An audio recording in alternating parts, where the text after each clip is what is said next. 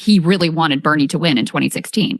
And now here he is, on the right and favorable towards Trump, et cetera. And I'll tell you, Emma, for a long time, I really resisted the whole Bernie to Trump pipeline conversation. But at this point, it's just undeniable. Emma just dropped in on Breaking Points with Crystal Ball. And the conversation they have is straight fire. They're talking about Bernie Sanders hopping on Andrew Schultz's show and how Democrats need a Joe Rogan on the left. That's right. The left's got ideas, but do they have the delivery? Let's talk about it. So interesting comments from Andrew Schulz and Charlemagne, who were, talking about the state of the Democratic Party and the state of the country at large. Let's go ahead and take a listen. They were reflecting also a little bit on that Bernie Sanders conversation with Flagrant, which did you watch that, Emma? Yeah, I did. I thought it was really good overall, although I would say that Bernie's had some great conversations with some of this people in this podcast sphere, and they still go right, like Rogan, but we'll see. True. I mean, well, he's only one man. What can you do? Exactly. All right, let's go ahead and take a listen to this clip. You know what your reflection is, and Bernie said it on Flagrant. Everybody's blamed. This ain't a Democrat thing. It's not a Republican thing. Exactly. This is government has failed the people. We live in a capitalist society where you got all of these all the wealth. Elon Musk has more wealth than more than half of the bottom of America. Yeah. Like, come on. Yeah. Like, there's no way we live in a society that claims to be the most wealthiest society on the planet and we can't fix homelessness. Well, in that case, the Democrats' pivot should be to go more socialist. Yeah. Which I'm fine with. Yes, they should. That's what everybody's saying. Bernie. That's what everybody's saying. Because the Republican solution to what you just described is going to be deregulate capitalism. So they say the Democrat solution should be to go more socialist. What do you think, Emma? I love to hear that, obviously. I think, that there's more of an appetite for this. I know you've spoken about this a lot, within Democratic voters than I have seen since I've been doing this professionally or since I've been paying attention to politics, where there's this understanding where it's like we see Donald Trump wield the executive branch in a way, sometimes in ways I think are stretching the boundaries of our law, to put it mildly, but with the desire to govern and to be aggressive with his vision, however much I may disagree with many parts of that vision. It's highlighted the weakness of the Democrats, which also I think was evident in how Netanyahu quite clearly had his finger on the pulse of how weak the Democratic Party is, how he could exploit that tension there. And you see it in also electoral results with the Democrats, right? It's encouraging to hear that, just because I think, I was just having a conversation with one of my good friends from growing up, who listens to Rogan and listens to Theo Vaughn and things like that. And she was just talking about how Bernie Sanders makes a lot of sense when he goes on some of these shows. And I wish every Democrat could be talking about healthcare like that. This person's also kind of interested in RFK. And you see how, with the right having success in certain areas, say, let's take RFK Jr. and Trump adopting him into his coalition, for example. There's this massive anxiety in this country that people have around the issue of healthcare. And it's not just because they're worried about getting sick. Everybody in the world has that concern. But it's because medical debt is the number one cause of bankruptcy in this country. It's because you have anxiety that you're going to have to pay hundreds, if not thousands of dollars for routine visits to check if you're okay. You're going to have to pay a bunch of money if your kid has some sort of condition to see a specialist. There's a general anxiety that people feel when they relate to their healthcare. What RFK Jr. has proposed for people is a vision that is more libertarian, right? Where he's not in favor of a socialized healthcare system, but he does address people's anxiety and then sells them solutions that are a bit bespoke, or his whole ecosystem is about, if you purchase certain supplements or if you do this kind of action, you individually can take control of your healthcare and it can empower you. I think that's what he sells. That's more of a libertarian view. But it has a narrow overlap with a leftist socialist vision that I wish we could kind of absorb into what we're advocating here, which is that, yes, you are right to feel anxiety about your healthcare. And here's how we can fix it: by cutting out the middleman between you and your healthcare and making it so that you have a direct relationship and you have socialized government insurance, and that we will guarantee healthcare for all as a right. We will fund it by taxing the billionaire class and not make it harder on your wallet.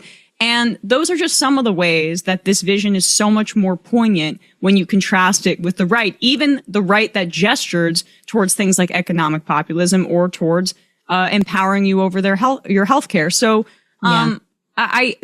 you see how like these traditional paradigms of left and right, these consultants in DC on the Democratic side are missing it, and they're paid to miss it. But like, you can have somebody coming on Andrew Schulz's podcast who the other week he said that, you know, now he likes the Republicans because they get laid all the time.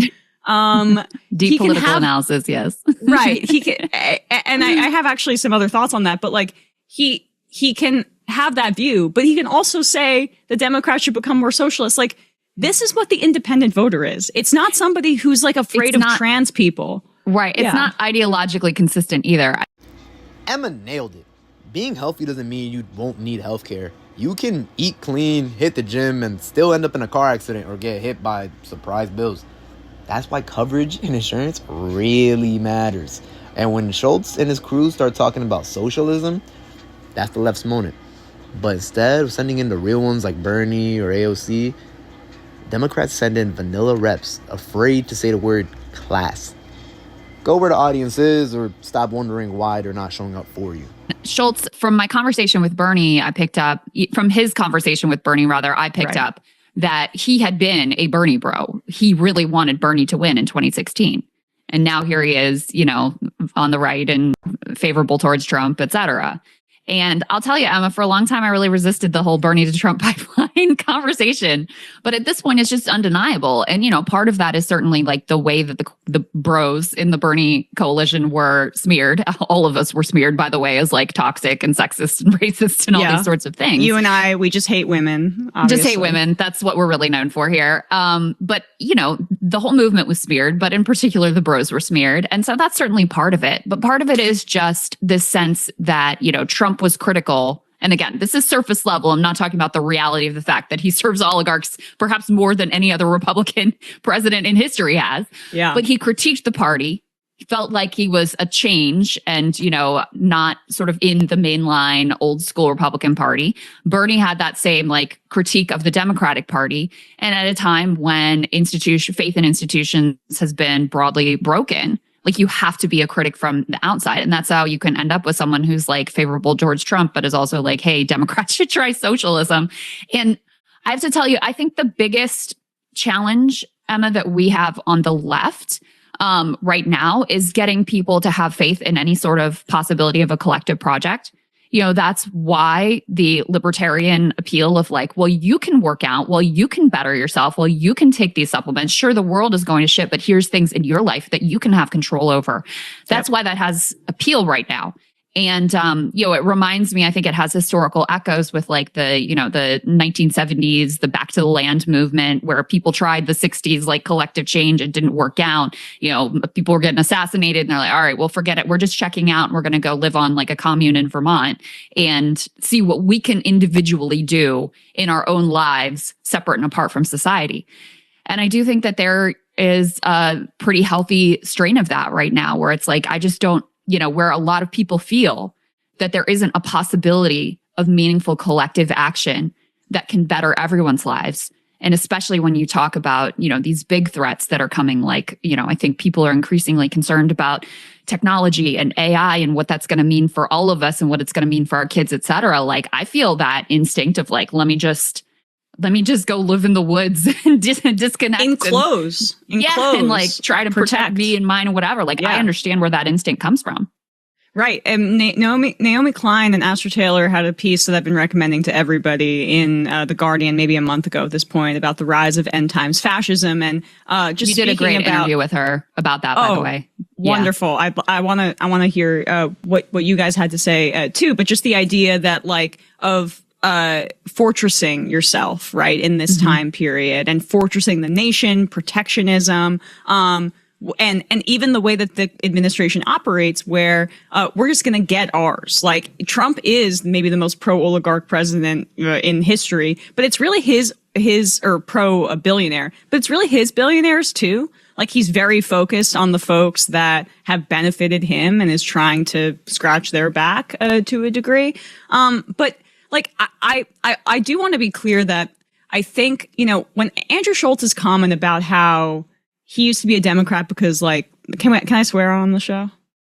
Yeah, you can swear on the show, yes. Okay, because they fucked, or like, because like, you know, Bill Clinton was a badass or whatever, and now he's all on board with Trump. He's got all the baby mamas. He's cool. I just want, part of me was like, you think Obama would have been able to get elected if he was like bragging about how many baby mamas he had, or if Hillary Clinton was like, yeah, I get laid, like, you know, so I or Kamala Harris. I mean, honestly, there was a lot of the opening attack on her was that she slept her way to the top.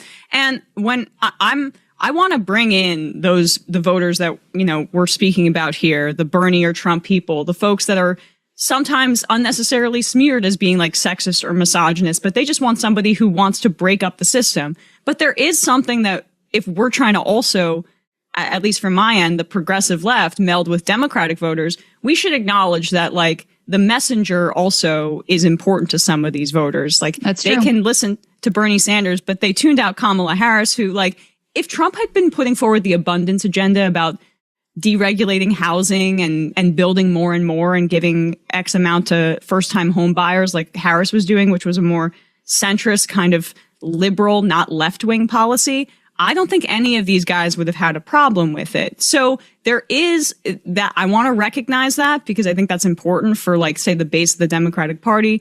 In many ways, these are people who feel like when Republicans get into power, it's an existential threat to them if they're a marginalized group. And that's really important that we have to incorporate. But it's also true that the independent voter isn't just how it's being characterized. The MAGA people, you know, it's tough. There are the too far gones. But there are this group of folks who are open to different ideologies politically that they wouldn't have been, say, 20 or 30 years ago along this very convenient spectrum for our ruling class of left versus right. There are people that are listening to this show that may like Trump, but may also hear Bernie and go, I just want somebody that's going to change things for my life. And these Democrats, they come off like bureaucrats. They don't offer anything transformational. Emma is 1,000% right. It's not just the message, it's the messenger. Bernie ain't cool, but he's real. And that's why even some people on the Trump side and the ones who voted for Trump, they list him as a second choice. People want fighters, not fence sitters. Joe Biden. So if the left wants to win, step into the arena, even if it's a bro podcast. We're on Filter Nation. Hit the like, sub up, and let's keep it real.